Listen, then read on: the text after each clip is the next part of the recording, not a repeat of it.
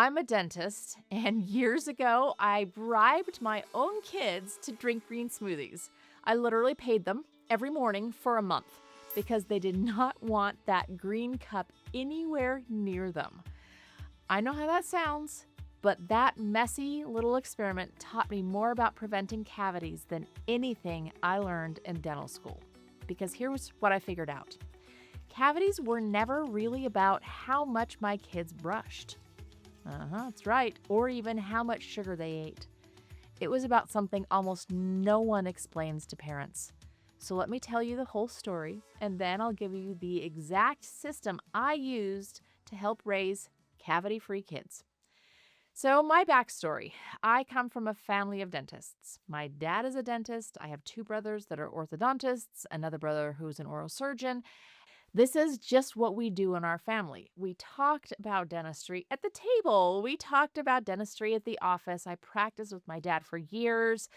This is just what we were all about. So I thought I knew everything when it came to teeth. Well, at about a decade into practice, my own health started to fall apart. So, of course, I didn't look at anything regarding dentistry at all. I started to look at our food. That's what everybody tells you to do, right? If you're not feeling well, you must need to change what you're eating. So, we did. We actually changed a lot of what we're eating. We started eating a lot more fruits and vegetables. We got rid of a lot of the processed foods, and all of those changes were great. Well, one of those changes is that we started to drink a green smoothie every single morning. I actually learned, and we were on a green smoothie makeover show, my team members and I. This was crazy.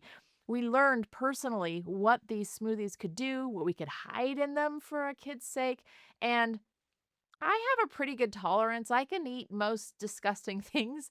So I don't know that these green smoothies really tasted that amazing. Well, if you asked my kids, they will agree with me on that. They hated these smoothies. So I had one son who would just drink them. He was obedient and he would just do whatever I asked. Another son would somehow make it to the bathroom and dump his down the toilet.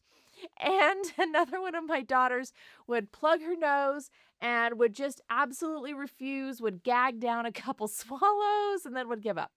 Well, I did what every good mother would do in this situation. I decided to pay them for a month to drink these smoothies. So I'm pretty sure I paid that one son to go dump them down the toilet. Now they confess these things later in life.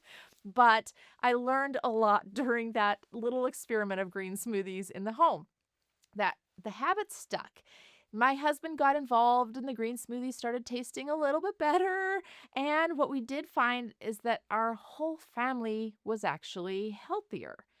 And I started to realize that there was an enormous connection between food and the way we felt, the way our bodies worked, all of the above. And I mean, I know this isn't anything new, but I was experiencing it first time. And I started to realize the connection between food and teeth.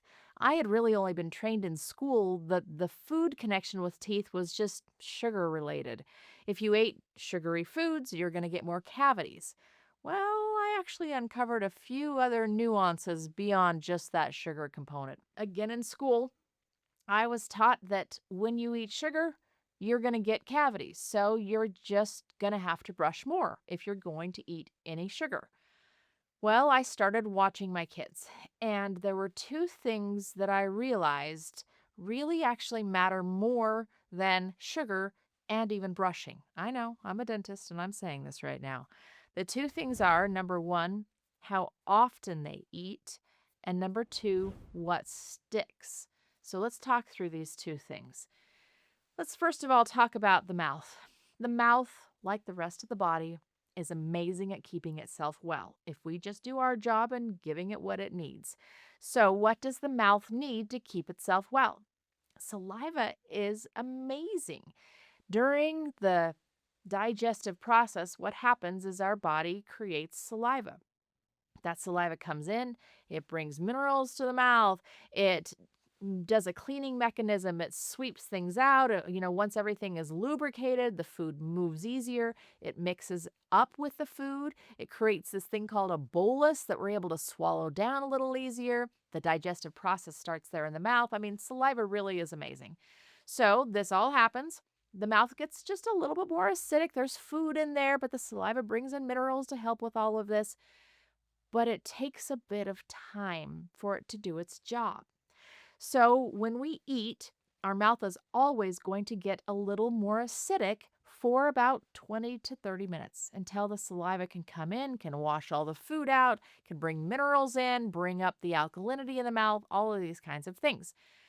So the problem comes when our kids are snacking nonstop because now the food that goes in goes down, and then they eat another bite and they eat another bite, or they're drinking. And the mouth never has a time, never has a chance to clear the food out and to get rid of that acidity, bring the minerals in and bring up the alkalinity. So the body is always in this constant state of giving.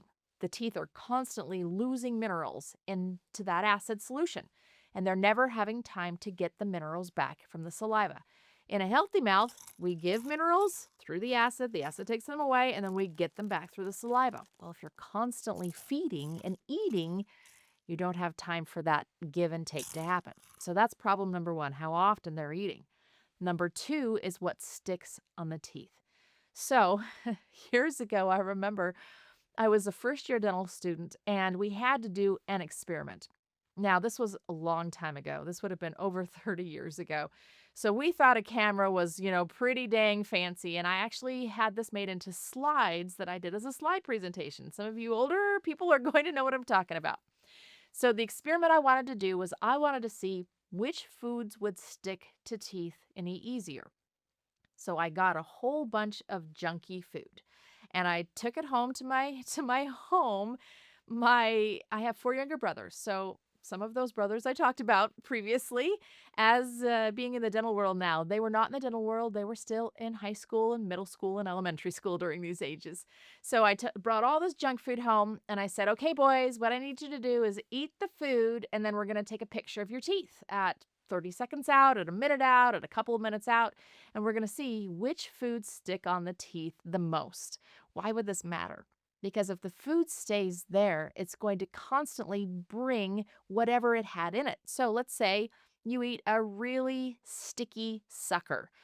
Well, that's going to deliver that stickiness right to the tooth, full of sugar. And if it's sticky and it stays on the tooth, it's going to keep giving sugar to the bacteria that live in your mouth. Now, I know I said sugar wasn't a big deal. Sugar that sticks is a big deal because the bacteria eat the sugar, they create more acid, and you lose more minerals. So the question is, what sticks?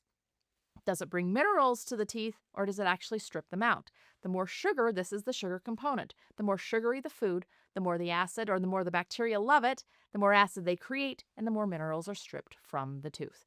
So these two things, we have to keep them in mind. How often we eat, we've got to give ourselves a little bit of break, and what sticks to the teeth. So I know what happened with that experiment. Well, it ended up that one of my brothers ate most of the junk food, and we took pictures, and we found that things like donuts actually cleared the mouth very quickly. Which things help clean, which things stick, we're going to get to it. So you have to give your mouth a chance to do their job. Now, I have made a lot of mistakes when it comes to parenting and when it comes to what I'm doing to really help my kids' teeth be healthy and well. The biggest mistake that I think I made, and I still laugh at myself about this, we were changing everything when it came to food and the way we were eating and all of that. And so I had a sister-in-law that worked in a health food store. And she said, come on to the health food store. She was so excited that I'd come over to her side, right? She said, come on into the store and find whatever you like. So she showed us this box of organic gummy bears. Now, I just thought that if it said organic, that whatever was in the box was better for us. So this is what I thought I needed to change. Instead of just not having the gummy bear, I thought organic gummy bears. My kids are going to love this. They did love them. They tasted delicious. So we actually bought a case of those organic gummy bears. I'll always remember this. Well, let's talk about this. Frequency and stickiness. Are those gummy bears going to be a little sticky? Yes. That was one of the worst things that I could give them, right? They're going to stick to their teeth. The next thing is lemon water all day. Now, kiddos might not be drinking lemon water all day, but you as parents may be. Anything that's acidic, so this can go for electrolytes, for any kind of a soda, for an energy drink. Hopefully we're not giving those to our kids. You never know. But anything that's acidic, these are very, very acidic, and they are going to strip the minerals out of the teeth. So even if it's lemon water or an electrolyte and you think that this is great to drink, if it's acidic, you're losing minerals. The next one was my good change, but this is something important to think about. Smoothies and juice. Smoothies and juice often have a lot of fruit in them, especially when we make them taste better, right? They're healthy, but they're acidic. That acidity strips them from the teeth. So if you're sipping juice all day long, if you're sipping a smoothie all day long, those may be good foods for you, but not all day long. It's the frequency. Crackers and pretzels. Think about these. They turn into sugar and they pack the grooves of the teeth. So we think, eating those goldfish crackers, those pretzels, those are good, healthy snacks for kids. They actually are almost more cavity causing than the gummy bears I talked about earlier. I know it doesn't seem to make sense, but it's exactly what happens. They get stuck in the teeth. These aren't bad foods. It's just about frequency, how often are we doing it, and the stickiness.